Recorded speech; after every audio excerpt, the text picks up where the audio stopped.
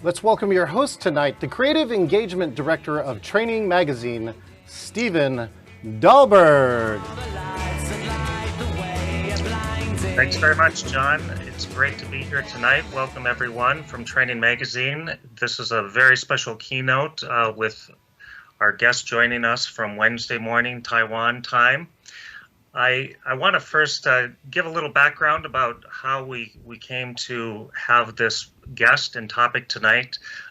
Like so many people last year during the pandemic, I made one of those life decision changes to start a master's degree program, and I started last September, University College Dublin, and in sustainable development. And shortly thereafter, one of our first guest speakers was Audrey Tang, our guest tonight. And Audrey really brings in so much from this past year of the pandemic, and also in this country that moved around the world, the murder of George Floyd, that really, started us thinking more deeply about inclusion and equity, and the pandemic and the George Floyd kind of merging into new topics of importance that we should pay attention to around the world, and really to help us create a more equitable, inclusive, and sustainable world. So tonight, we'll hear a lot about how technology is helping Taiwan do this better, but also lessons that we might learn in other countries, and also in our particular context, how some of these ideas might be applied even inside an organization as a community in itself. I think as we think about this topic of sustainability at the training conference back in February, we heard from several companies in our community, including Ernst & Young, who offers several master's degrees to students internally for free, no matter what your role is in the company. Many of them are focused on technology and data, but one of them specifically is around sustainability. And Train Technologies so deeply put sustainability at the core of who they are as a company and their purpose, that their sustainability report actually serves as their annual report because they're so closely intertwined. And one more example from Deloitte that announced earlier this year that they're training all 330,000 employees in better understanding climate change so they can speak to it, but also to take action around climate. And these are just three small examples from our particular community, but again, using approaches to change our thinking, to change our behavior, and in many cases, using technology to do that. And so our speaker tonight, Audrey Tang, has been described as a hacker, a poet, and a government minister, and those are all true. She is super smart. She is super inspiring. Just to take you back a little bit in her biography, at age 8, she started learning how to program. At age 12, she was coding in Perl. At age 14, she dropped out of junior high school, and I hope we get to talk about that tonight. At age 15, she started her own company, serving as chief technical officer for a team of 10 Perl hackers. And at 35, she became the youngest person ever appointed to the cabinet in Taiwan.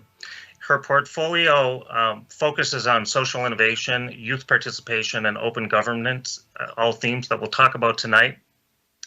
And really, in Audrey Tang is a person that we rarely see in government. We rarely see the integration of civil society and government coming together in this way through technology. So we're super excited to get to hear more about the examples that she will share in a brief introduction, and then we'll open a conversation together around all these topics. Welcome, Minister Tang.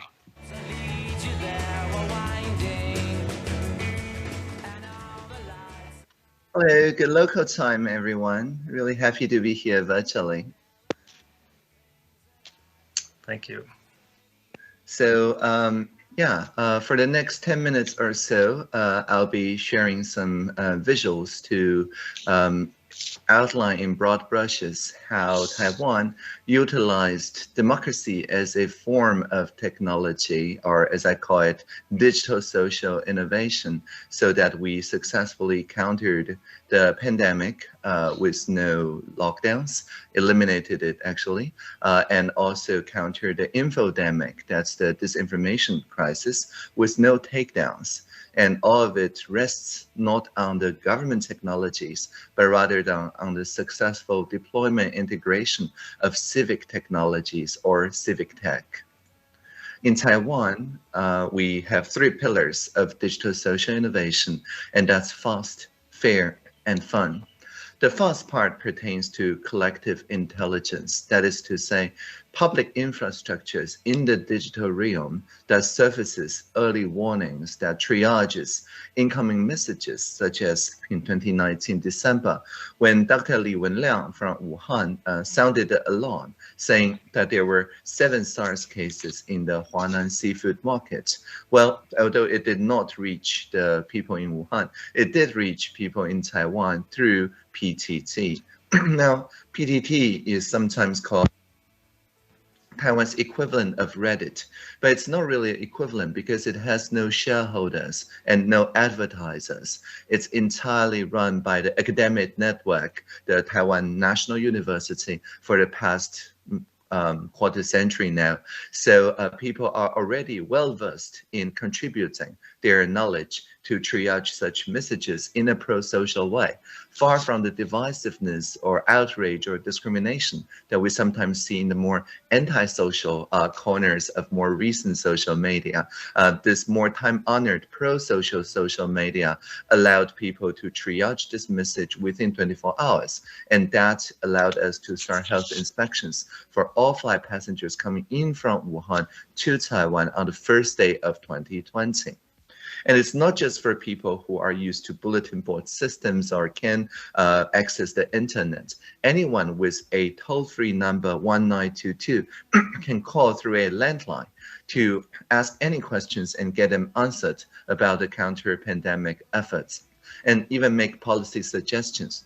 For example, last April, there was a young boy that called 1922 saying, "Hey, you're rationing out medical grade mask, which is great, but all I got was pink ones, which is not great. All the boys in my class have navy blue medical grade mask, and I'm a boy, I don't want to wear pink to school." Well, the very next day on the daily 2 p.m. press conference, where all the journalists ask all the questions until they're all answered, well, the medical officers and the Minister Chen Shizhong of Health and Welfare wore pink masks. And Mr. Chen even said that Pink Panther was his childhood hero. So overnight, the boy became the most hip boy in his class, for only he has the color that the heroes wear, and a hero's hero, I guess, that Pink Panther wear. And all of these communication materials are licensed on Creative Commons, in this particular case, Creative Commons attribution, non-commercial, non-derivative, because it's after all counter-pandemic material, and people can then share and distribute and remix it however they want. And this also is part of the G0V or GovZero community's motto. GovZero is one of the Earth's largest civic tech networks. There's at any given time tens of thousands of people on the GovZero channels talking about forking the government.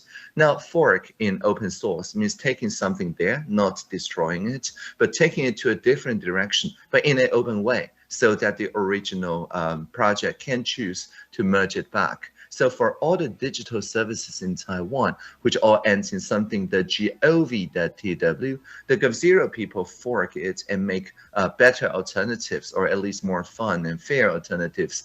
That's something, the G0v.tw. So just by changing something gov.tw, the O to 0 in your browser bar, you get into the shadow government that's more fair and more fun. So for example, as I mentioned, mask rationing, although we did publish the availability of masks in all the thousands of pharmacies, it is the people in GovZero that built more than 100 interactive maps, apps, chatbots, voice assistants for the hearing impaired people, and so on, all based on the same regularly updated every 30-second open API of mask inventory. So people can go to the pharmacy that still have some in stock, and even people queuing in line can see that the numbers actually goes down like a distributed ledger as soon as the people queuing before them finish a purchase, and that calm everyone down because they can can see, although the mask is relatively hard to come by last year, it's actually distributed in a safe and fair fashion. And the same team of people in GovZero this May built the contact tracing tool 1922 SMS. So you can see without downloading any app, even in your lock screen, you can scan the QR code, it translates to an SMS, and that's it. If the SMS sent to 1922, it's not aggregated by any app, any multinational company. Actually, it's deleted after 28 days without the contact tracer's access. So in any given time, there's millions of people scanning those QR codes, but out of the 250 million SMS sent, only around 11 million has been looked upon by the contact tracers, and you can also do a reverse audit. Again, this is based on the Creative Commons design specification by the civic tech community. So the idea is if they originate from the people, then it spreads. It has no fatigue compared to the top-down, lockdown, shutdown measures by the government. And the same goes to the science, the clarifications. In Taiwan, we have our own share of conspiracy theories and so on that affects the pandemic countering efforts. So we choose to use the very cute memes, cute dogs, in fact, the spokesdog of the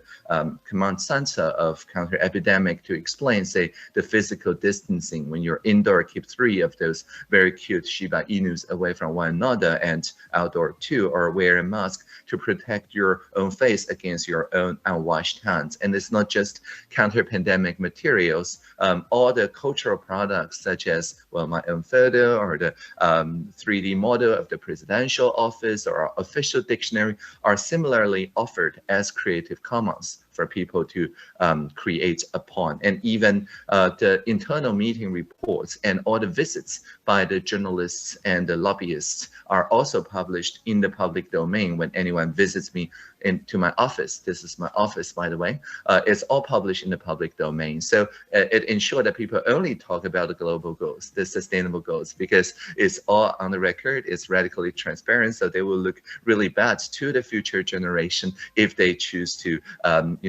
sacrifice future generation on this generation's behalf. And so we use the same collective intelligence tools and the fun, inspired participation, not just for communication out from the government, but also for listening at scale.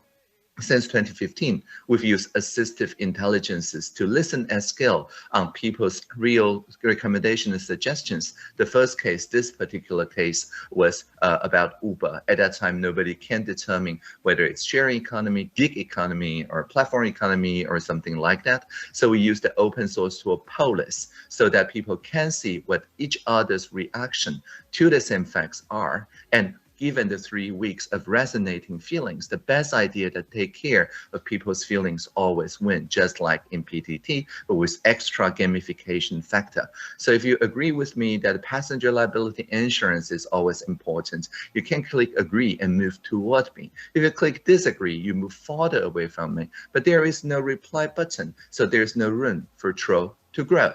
And this is what I mean by pro-social social media. It's like the digital equivalent of a town hall of open space technology, dynamic facilitation, and so on, and not at all like Facebook, which would be a digital equivalent of a very loud smoke-filled nightclub with private bouncers and addictive drinks. With the same people, if we choose to discuss public matters there, we're guaranteed to get no consensus. But if we build a pro-social, and we did, spheres for people to talk about their feelings about insurance, not undercutting existing taxi meters, empowering local churches and temples to run their Uber-like fleets, and so on. Well, people discover while they do agree to disagree on a few ideological statements, far more people agree with their neighbors on most of the points most of the time. And then we just choose that as regulation. We change our multi-purpose taxi law so that Uber has been for a while a legal taxi company in Taiwan, and the local churches and temples are similarly empowered. So in sustainable goal terms, this is 1719. This is the KPIs that is crowdsourced by the people and with the people. And this is what I call a people-public-private partnership, where the goals are chosen by the society and amplified by the government and taken care of by the private sector, already knowing the good enough consensus. And that is how we merge the various different interests of this generation at no expense to our future generations. And I would like to conclude with a reading of my job description. You see, 5 years ago, when I first became digital minister, the people in the cabinet says, okay, minister, we've never had a digital minister, so what would you do? I'm like, oh, my job portfolio is just 1717 effective partnership, 1718 reliable data, and 176 open innovation. But that was 2016, and the cabinet office was like, minister, I don't think people in Taiwan memorize the entire 169 SDG targets. You have to explain in plain language. So I translated those 3 goals targets into a prayer, really, a poem, which I'll read now. It's my job description. It goes like this. When we see the Internet of Things, let's make it an Internet of beings. When we see virtual reality, let's make it a shared reality. And when we see machine learning, let's make it collaborative learning. When we see user experience, let's make it about human experience. And whenever we hear that a singularity is near, well, let's always remember the plurality is here. Thank you for listening. I look forward to the questions.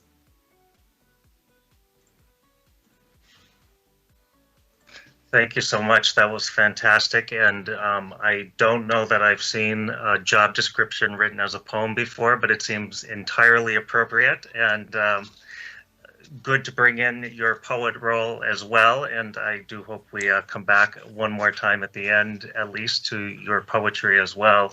I suspect there's some people in our audience who might want to steal your job description and make it their own and do such work in the world.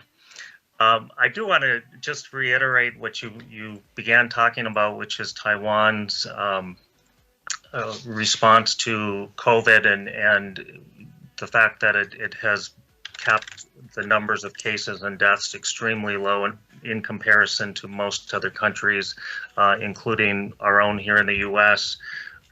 Less than 1,000 deaths, less than 900 deaths in Taiwan, and only, not that anybody wants to get COVID, but only less than 17,000 cases when we have 45 million cases. So you're doing something right. We know that we have different cultures, we have different societies, not everything is transferable, but you gave us just such great examples in a very fast time. Perhaps we can open up a few of those examples a little more and go into them. I think the humor over rumor is one that I very vividly remember from when you spoke last September, and I know you shared a little bit of those examples. Can you elaborate on that? Because I think, you know, it's such a different approach around, like you said, fun is one of your 3 key philosophies, and joy often feeds into that as well. How else are you deploying that humor over rumor approach besides in the COVID example? Certainly. So it actually started a couple years back before the COVID. And that's when we realized that if you take anything down, we see from our nearby jurisdiction, if you take anything down, it actually feels conspiracy theories, because if there's no grain of truth in it, why would you take anything down? So we chose a reverse approach. Basically, we thought that this information is just like spam, but it spreads at the speed of scam. So basically, whatever counter scam and counter spam measures would work, will probably work for the disinformation crisis. And that's when the GovZero people invented another project called COFAX, Collaborative Fact Checking, so that people, even in end-to-end encrypted channels, in Taiwan it's called line, it's like WhatsApp, you can long press any disinformation, like flagging a incoming email as spam, right? So you can flag it as spam. And what it does is that just like flagging your incoming inbox email as spam, it's sent to the international fact-checking network and the collaborative fact checkers, so that we can identify the 3 or so most trending disinformation of the day, the individual strains of the virus of the mind, so to speak, that has a larger than 1 basic reproduction rate. And so then the fact checkers can concentrate their energy on the things that are actually going viral, instead of squandering their energies on the, you know, going to be eliminated soon by themselves anyway, informations. So then based on the fact checking material, we then create the comedic responses to it. And so what we are doing here is essentially a vaccination of the mind by making sure that people laugh about our clarification messages. We make sure that people vent their kind of outrage so it doesn't go into hatred or discrimination or polarization, but people can actually participate themselves as fact checkers. And it's important to note that none of the collaborative fact checkers or the Taiwan Fact Check Center and so on receive any payment from the state. So they're also free to fact check us.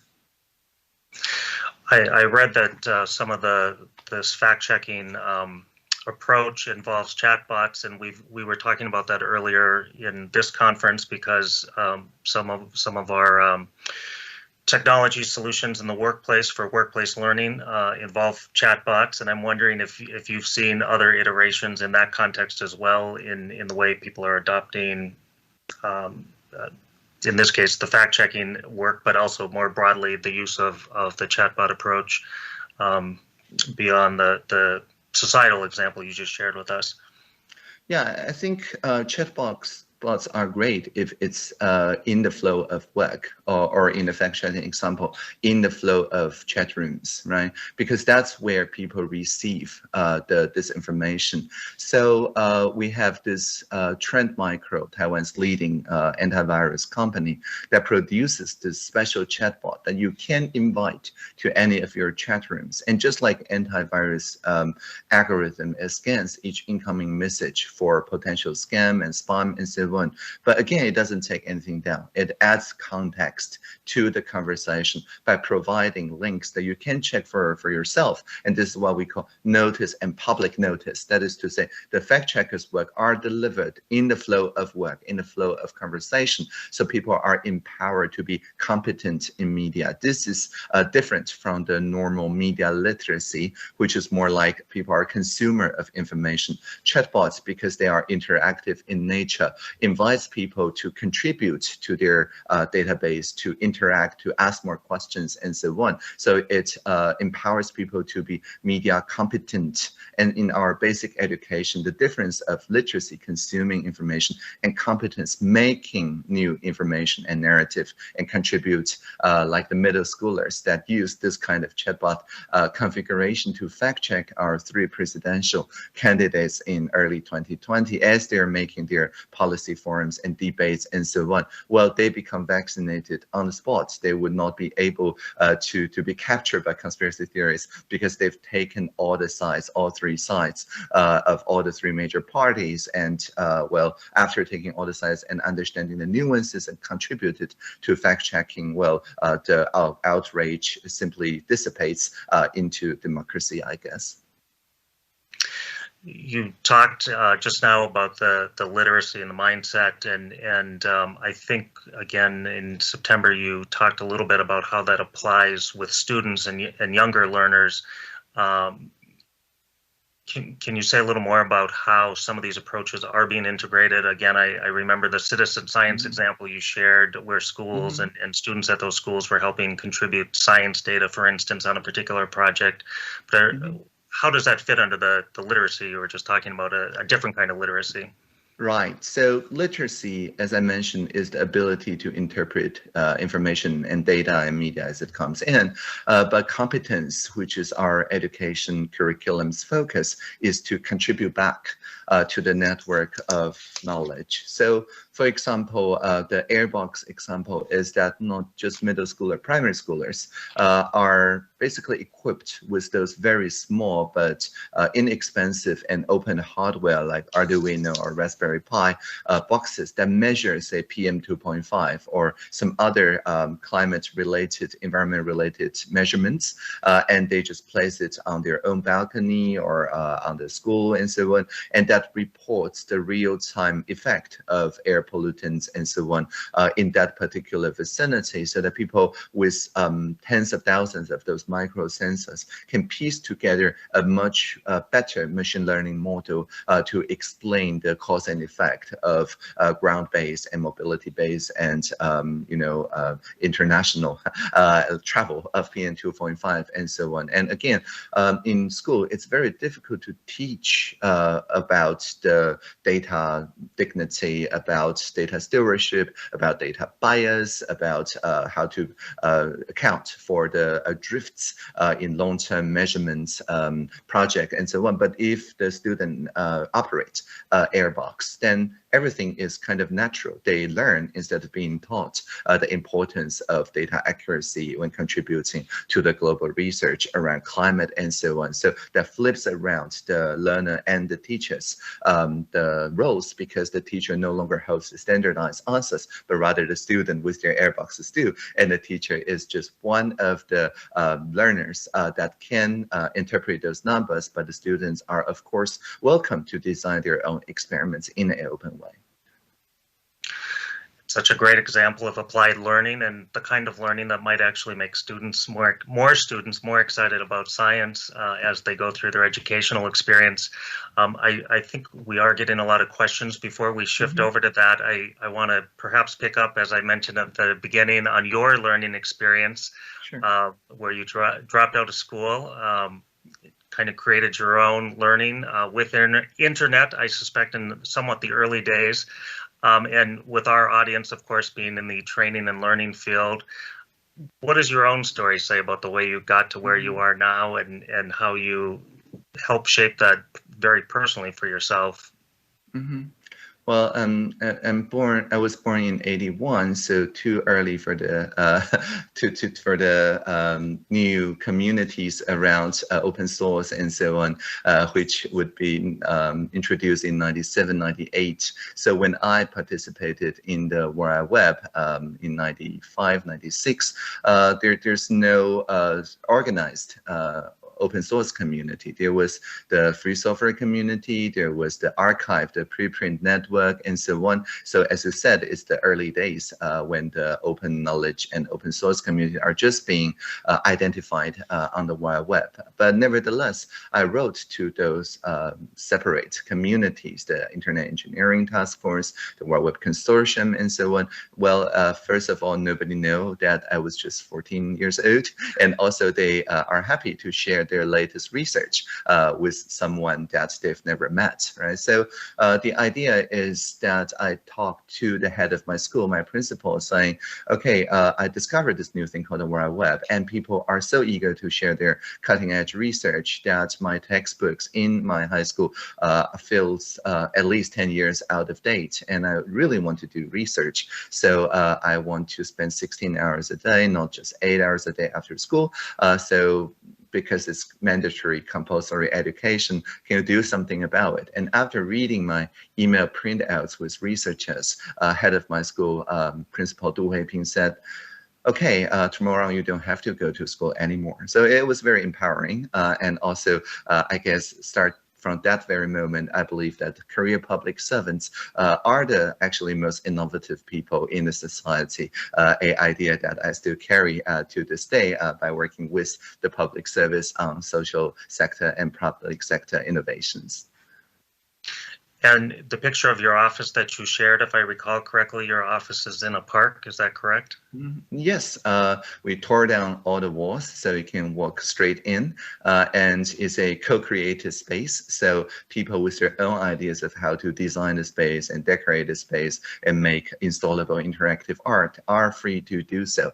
And again, this shows that I'm not a minister working for the people, but rather with the people. And you have open hours that people can access you as citizens as well.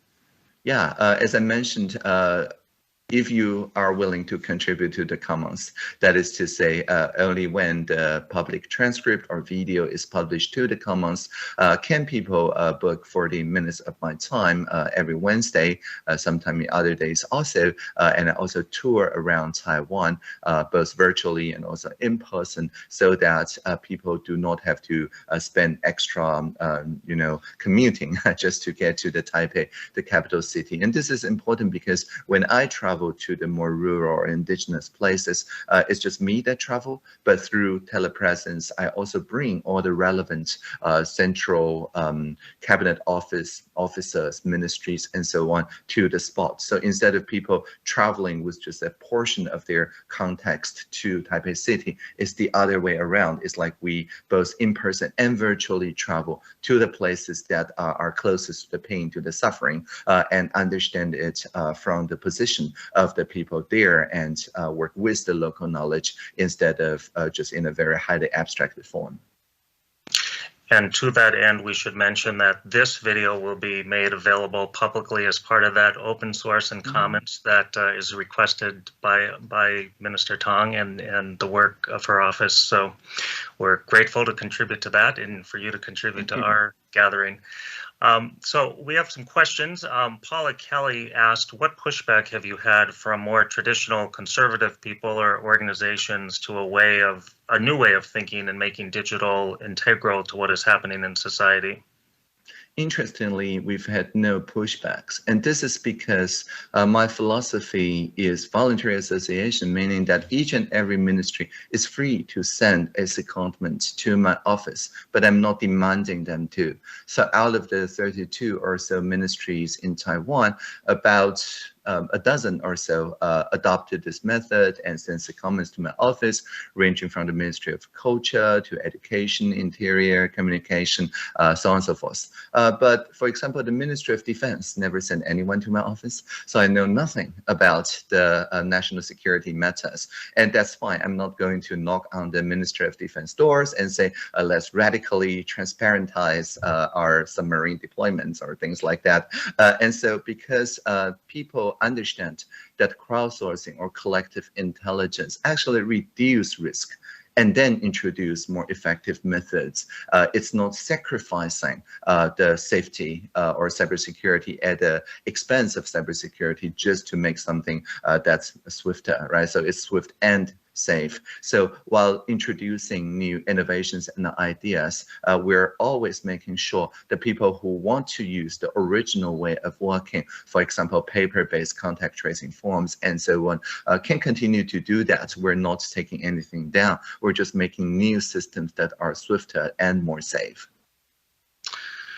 Great. And on a related note, someone was asking, how did you have or obtain buy-in for some of these new perspectives and way of operating to get implemented, engaged, or used, or is it partly the culture around you that is open to it, or both?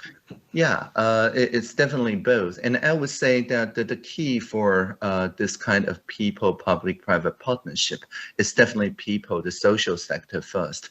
As I mentioned, none of the civic tech innovations come from a top-down mandate by the government. Instead, we just look at what's already trending as working local scale solutions and promote it to the national scale. And every year, for example, we run this presidential hackathon where hundreds and hundreds of teams, each aligned with particular sustainable goal targets, propose their ideas on, for example, identifying the carbon sinks in public buildings, building augmented reality tools so people can plan taking care of the planting and then commit to it, or a interactive app that shows the nearby drinking fountain so you don't have to buy extra plastic bottles, and then connect you with the local regional revitalization and social enterprises and so on via a kind of shopping cart combined with Pokemon Go and so on. And none of these are government ideas. These are all already working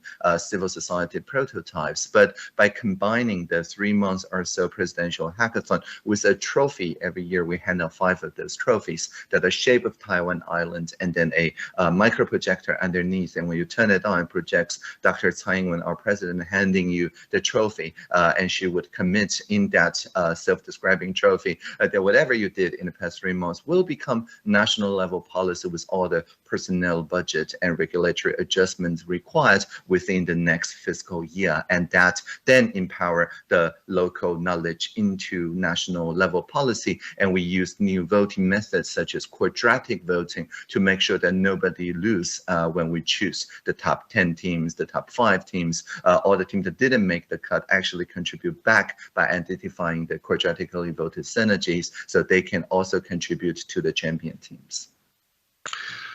That's such a great idea, an example with the hackathon, and of course something that any organization could do internally for new ideas of any kind for any topic, but also I think something feels like it shifted this year around sustainable development and a different kind of awareness and attention to it. And as organizations think about how they can be more sustainable and innovative at the same time, actually using hackathons on that very specific topic, and again, as it relates to what role do training experts, training colleagues that are with us today play in that process as well. I wonder if you have any particular thoughts on the role that training and learning people inside organizations might play, especially around the challenge of implementing the sustainable development goals that you've mentioned a few times today. Yeah, the key to SDG is to see that no matter whether you're working on environmental issues, societal issues, economic issues, if you make the horizon long enough, then it's all convergent in the end.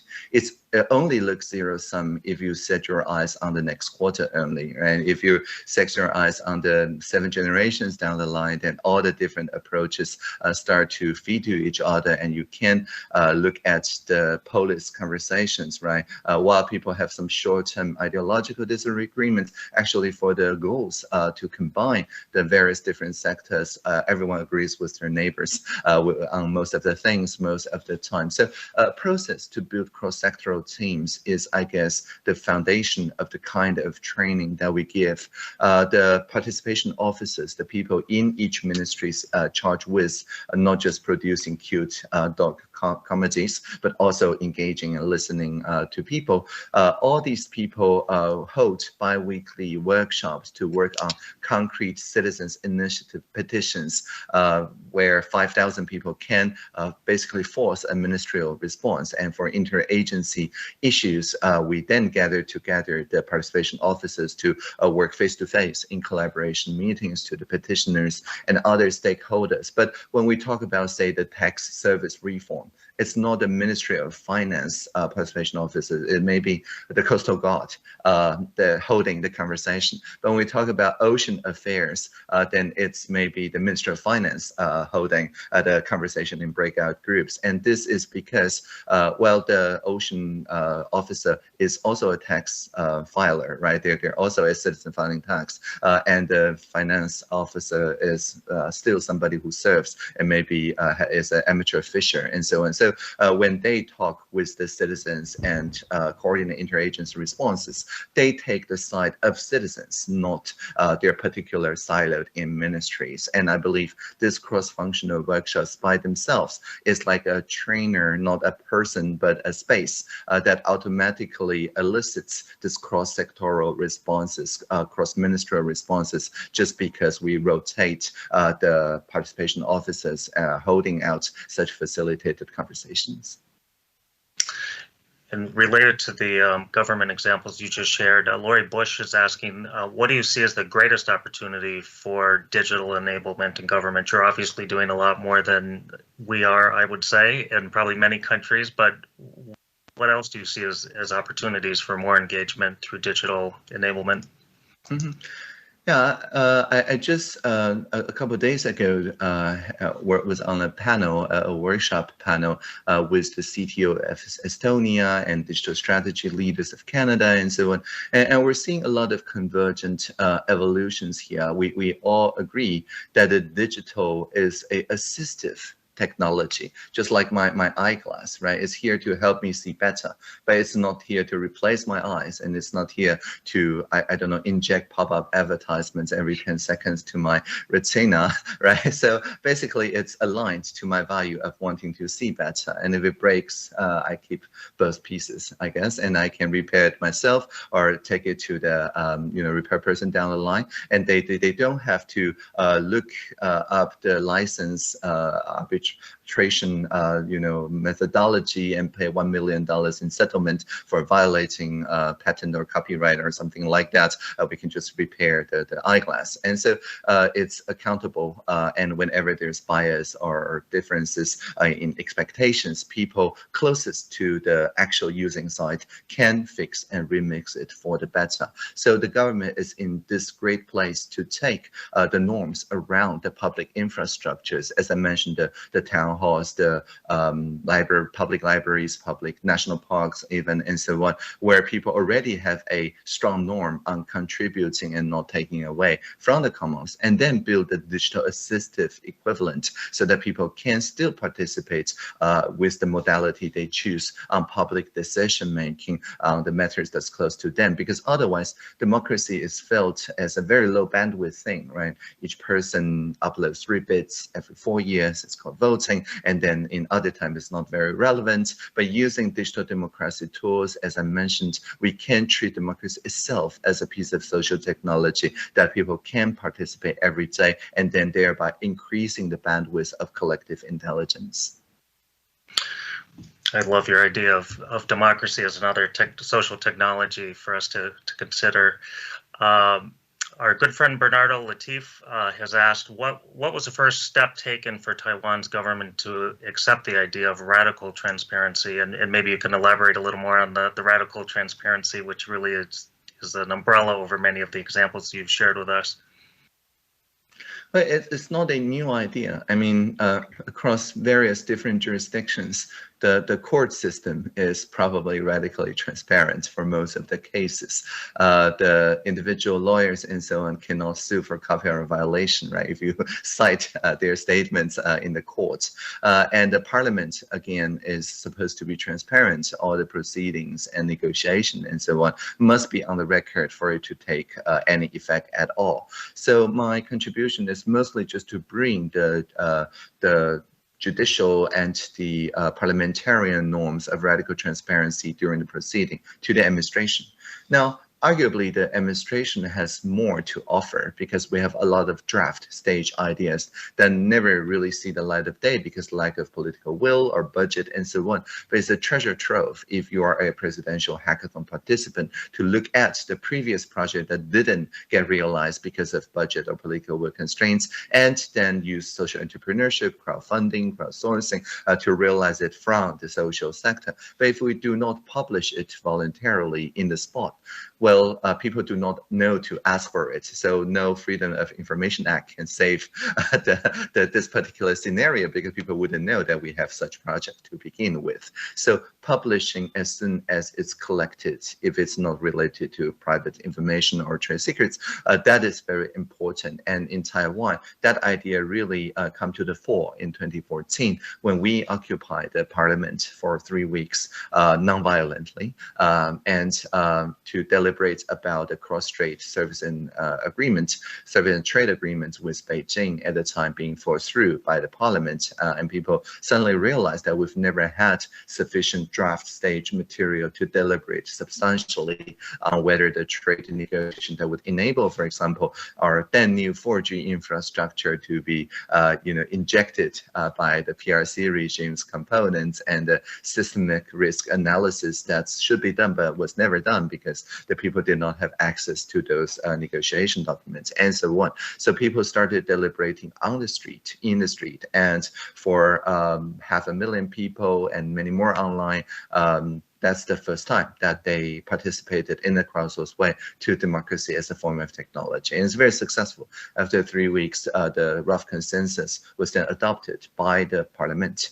And the head of parliament said, okay, we should be more open in the future. And then all the party-to-party negotiations start live streaming. The campaign donation expense started being published as open data for investigative journalists to work with and so on. And at the end of that year, in 2014, all the mayors that supported them retained their mayorship, and the mayors that didn't, and the election candidates showed very clearly that the only way forward for the 4 major parties in Taiwan now is to compete to become more radically transparent and open. Great. One quick tool question and then a final question. Sure. Kathy Yankton was wondering the tool that you showed with how divisive was this conversation. What was that tool? It's called Polis. POL.is is from Seattle originally. It's also used in Bowling Green, Kentucky, among other places, to host successful town halls virtually.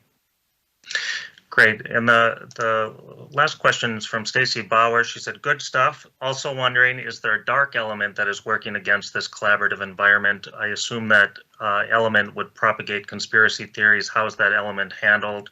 And as I understand it, Taiwan is among the most bombarded with misinformation and disinformation in the world. Mm-hmm. So I think you know something about this. Mm-hmm, sure.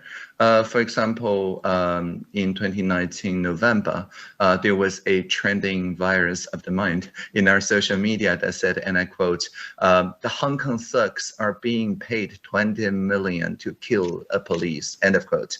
And of course, that pertains to the anti-ELAP demonstration in Hong Kong because it's shaping up to be the most important presidential election topic in Taiwan. However, we do not see that trending in Hong Kong. So it's there to basically, the elements are there to infiltrate the kind of norms in Taiwan to view the Hong Kong protester not as protesters, but as paid thugs, basically, and to influence the presidential elections. And we traced that to a photo, and the photo was a real photo. It's from Reuters, but the idea is that what we're seeing is not entirely doctored. It's a real photo from Reuters, but it doesn't actually in its original caption say anything about thugs or being paid. It just said there are teenage protesters in Hong Kong.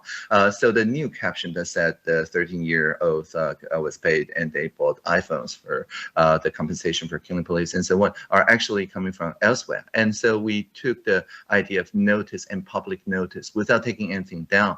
The fact checkers very quickly, within a couple of hours, traced it to the Zhongyang Zhenfawei Chang'an Jian, to the Central Political and Law Unit's Weibo from Beijing. So from that point onwards, on Facebook and all the social media that's part of our self-regulatory ecosystem, they display this prominent notice before you share that. They say, well, you're free to share it, but know that this is sponsored by the Political and Law Unit in Beijing. So it basically empower people to be more media competent. You're still free to share the story, but there is kind of compulsory labeling that says, but check out this fact checker's story so that you know this is sponsored propaganda. And we found that it's much more effective compared to any takedown or censorship designs. Thank you so much for addressing that important question. And it's Audrey Tang, it's been an absolute joy to have you with us today and to share these ideas. There's such a wealth of ideas here. I feel like I need to listen to this recording many times to catch them all again. But again, we really, really appreciate your time with us. And I do believe you might have a closing poem to, as John Chen reminds us, end on a high note. Sure.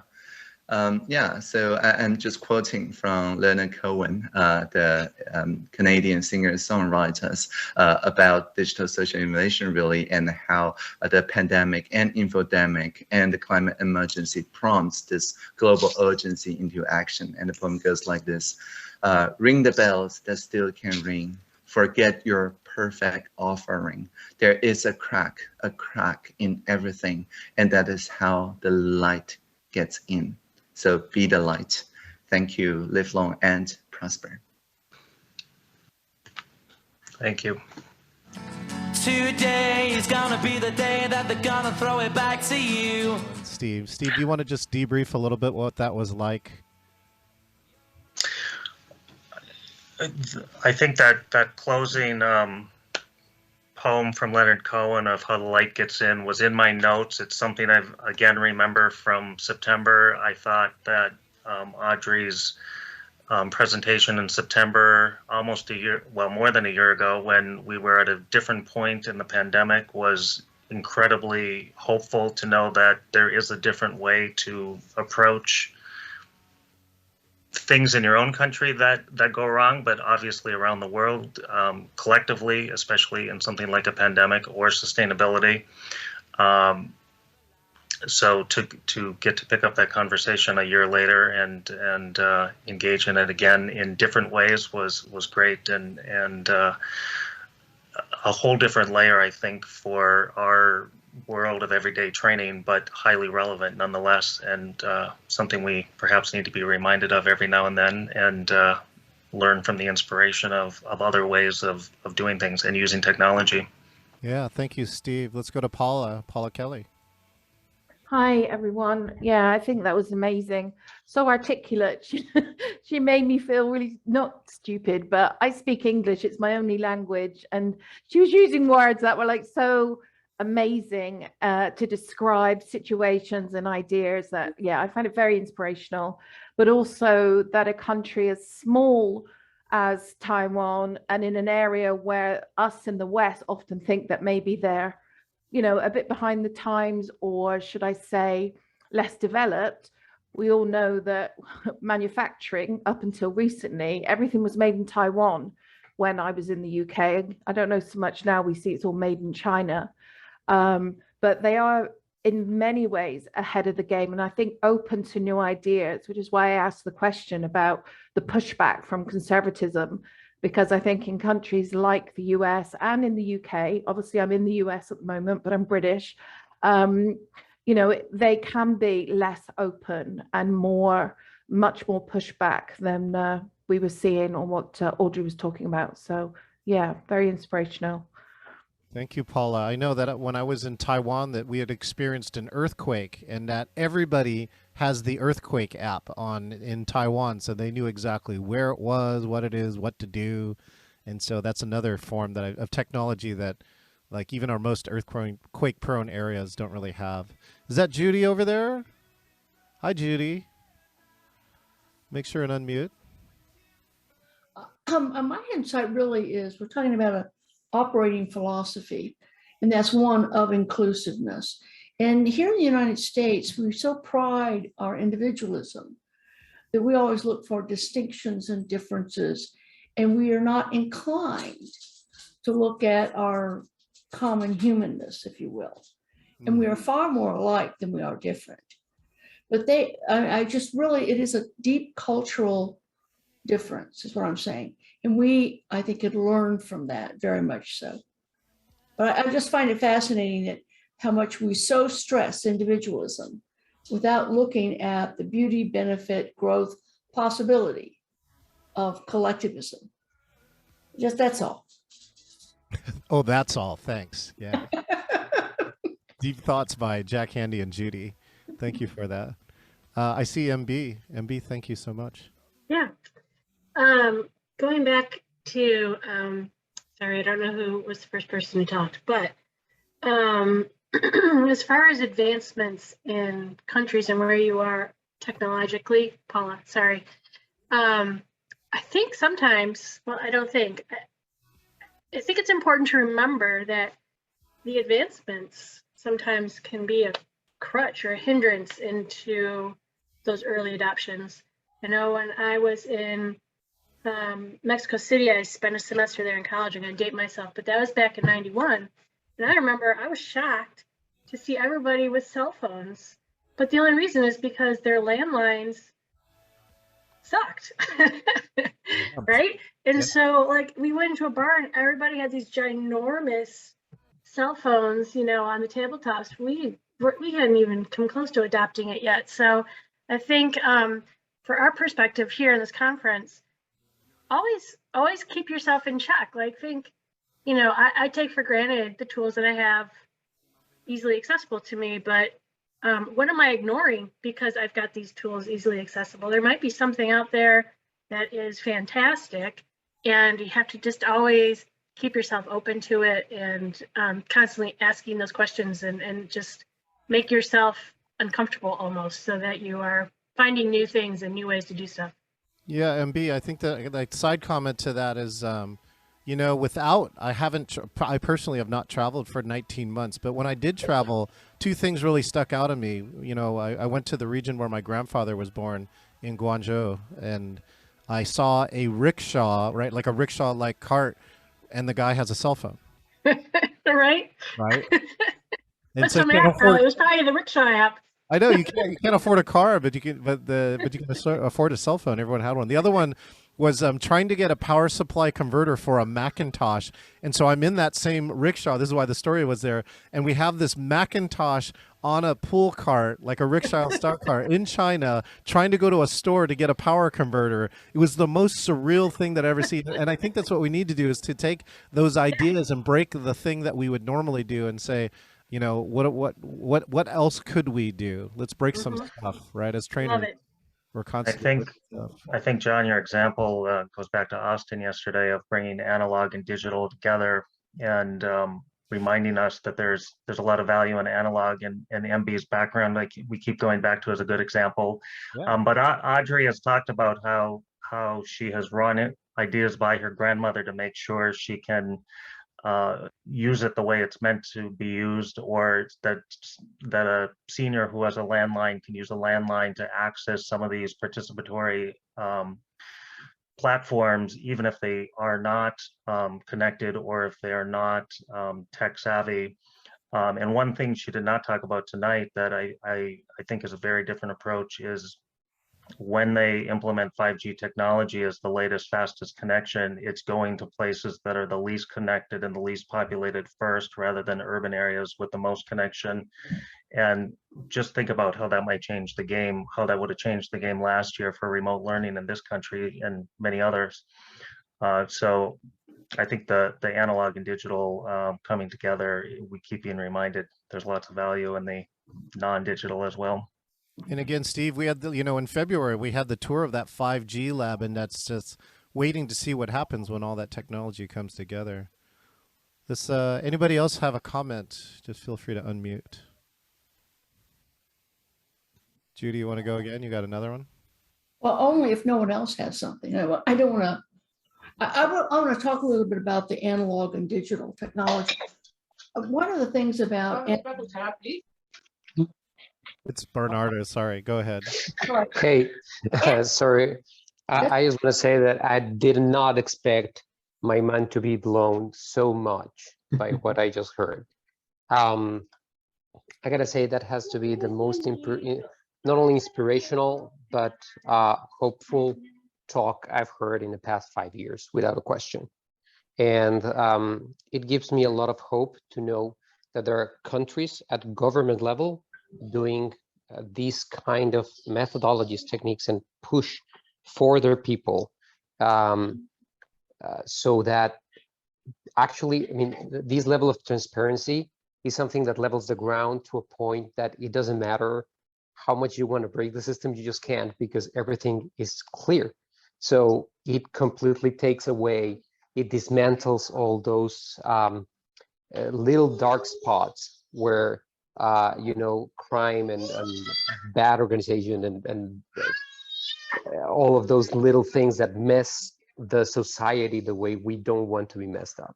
So I just want to thank you guys for getting him here, because it was one of the best mind blowns of my life, and I loved it. Thank you, Bernardo. I just want to comment. Sorry, Bernardo, Audrey is a she. One of the first transgender. Oh my ministers. God. Good job. Okay. Just now so you're aware. I feel even worse, and thank you for that. Well, thank you. I have to definitely change that on my head. Thank you for that. But she has been quoted as saying, use whatever term you want to use because it's appropriate. Even open mind there. I paraphrased. Yeah, even open-minded. I think that's the thing about her. She's incredibly open-minded about everything and just wants to learn and take in what everybody else has got to say to see how it can be used.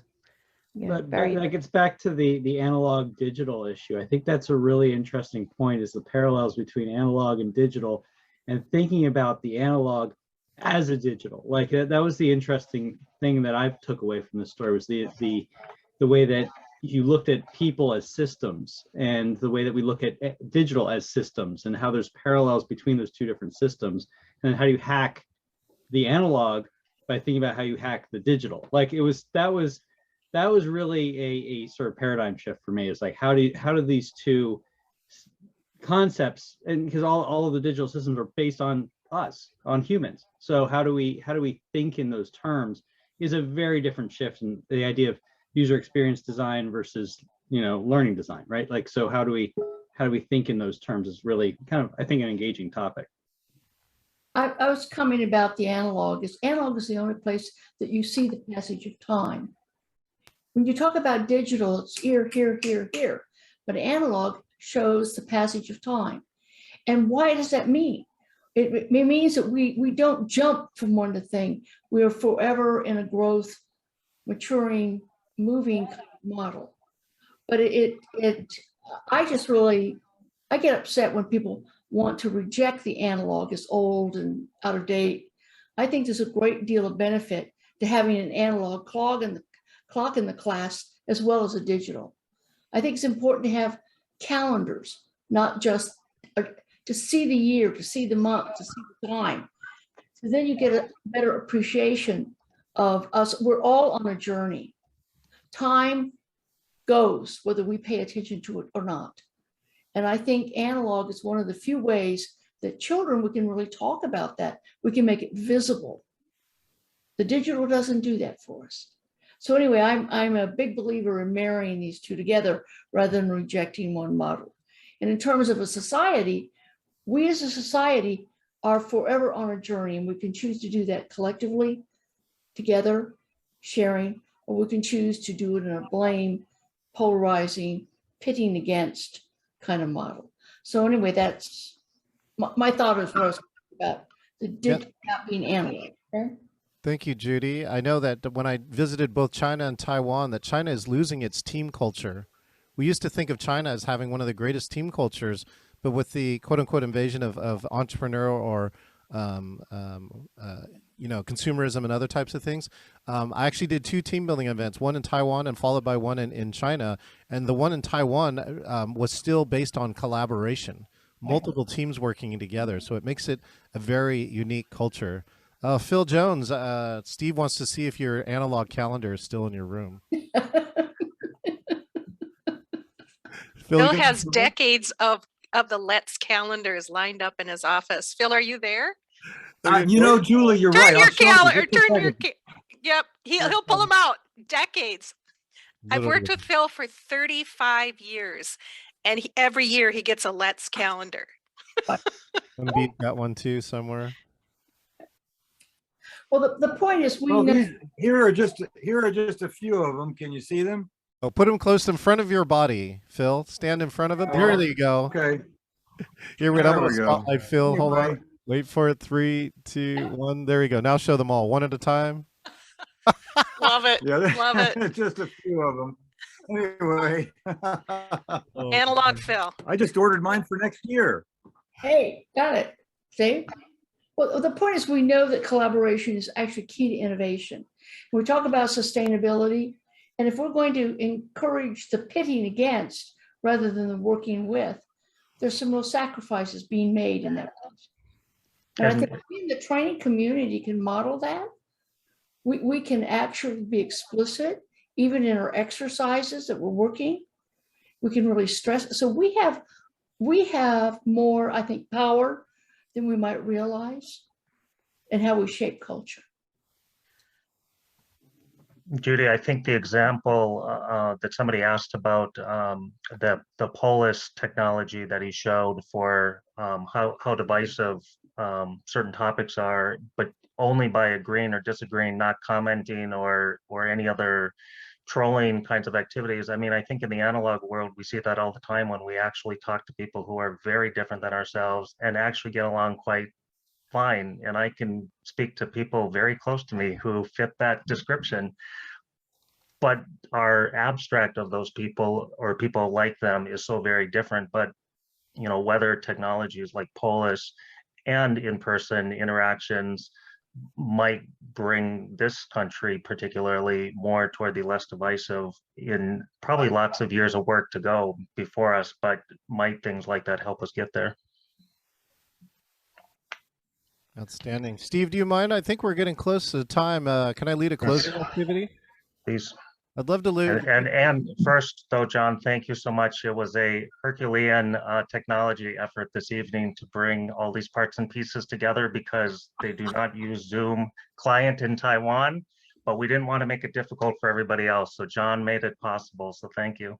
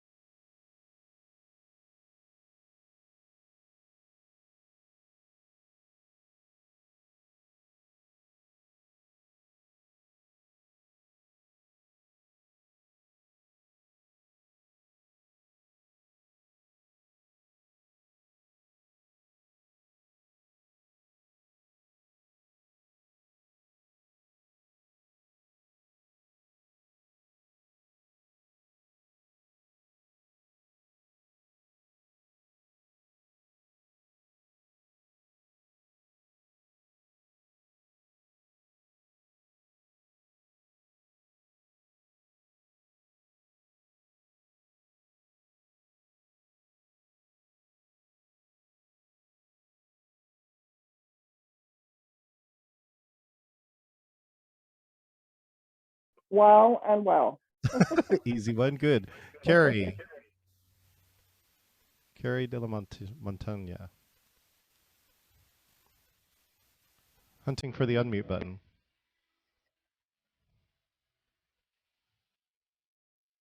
Oh, I still can't hear you. Now you're going to have to hit the chat, Carrie. Triple mute. John Betts. Thought-provoking experience. Ooh, very good. Kelly Helmers.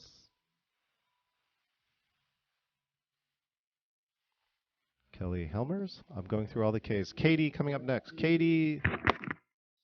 Inspirational, intriguing, and engaging. Ah, perfect. Ryan. Ryan, if you're there. All right, hunting through the video windows. Julie Groshans. Hopeful and teary-eyed. Aw. Lori Freifeld. Thought-provoking, inspirational, and just amazing. Elizabeth Rezug. I feel blessed to be here. That's 5. Producer breaking the rules. I like it. Kim Grant. Much to understand. Ah, I agree. Josh, who's counting? Creative paradigm shifting. Ooh, creative paradigm shifting. Judy. Bright, inspirational lens. Wow. Wow. Paula. I had to think about that one.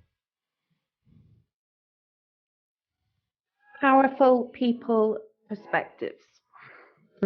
Tristan. Inspirational, amazing, and unique. Ooh, unique. I like that. MB. Normalizing humanity. Normalizing humanity. Wow. Yes, Jay. Thank you, Jay. Normal. Well, I would just say mind blown. There's just so much to take in from that. I'm still trying to digest it all. Perfect. Thank you, Jay. Phil Jones. Say refreshing lack of bureaucracy at the top. Refreshing lack of bureaucracy. Steve Dahlberg. I'm going to steal like an artist. Fast, fair, fun. Oh, and I'm gonna take this closing word. What an office! What an office. Can I have an office like that? Thank you, everybody, for staying up late here. I believe it was really worth it. If you really want to say thank yous, do us a favor. Number one, chat 1 or 2 things you really got out of this. And number 2, say thank you to the Mr. Steve Dahlberg and the Training Magazine team who made this TechLearn exclusive happen for you. Everyone, get some rest, so we'll see you tomorrow at TechLearn day number 3. Thank you, everybody. Thanks, everyone. Thank you.